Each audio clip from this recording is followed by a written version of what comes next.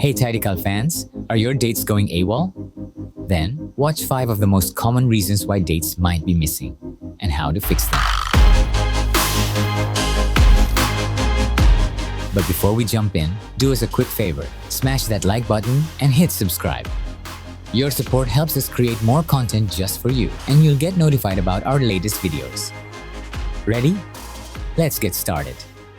For this topic, we'll mainly be in the settings of a booking type. Come along and follow me.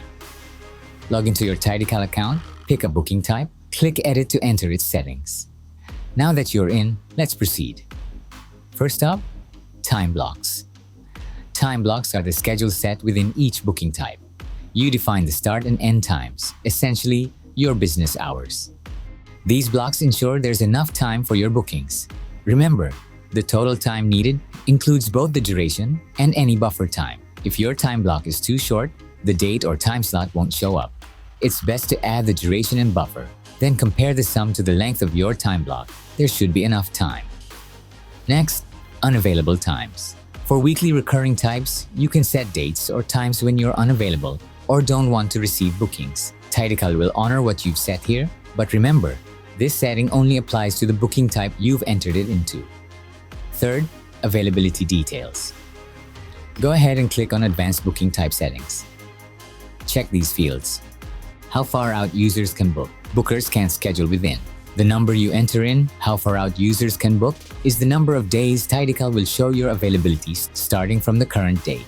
This setting is dynamic and will continue to show that number of days every day. Similarly, bookers can't schedule within is dynamic, but this time, the number you enter here will determine how many minutes or hours your availability won't show to the public. If these two fields conflict, your dates won't show. Make sure that what they cannot schedule within is shorter than how far out they can book. Moving on to number 4, maximum bookings. This setting allows you to limit the number of bookings a particular booking calendar can have in a day, a week, or a month. Unless you've carefully planned this, it's best to leave this option unchecked. Finally, calendar events may be blocking dates. You can find this under the Integrations page. Click the hamburger icon, then Integrations. TidyCal prevents double bookings by checking your integrated reading-enabled calendars. If it spots an event, it blocks those dates. To fix this, in Google Calendar, mark events as free. In Microsoft 365 Outlook, mark them as free and even as private. On an Apple Calendar, just go ahead and delete them. Remember, free events are never synced with TidyCal. And there you have it. If you're still scratching your head, contact our support team at Originals at APPSUMO.com. They'll be happy to help. So, always stay on top of your schedule with TidyCal, because a tidy calendar is a happy calendar. Thanks for watching. I'll see you in the next video.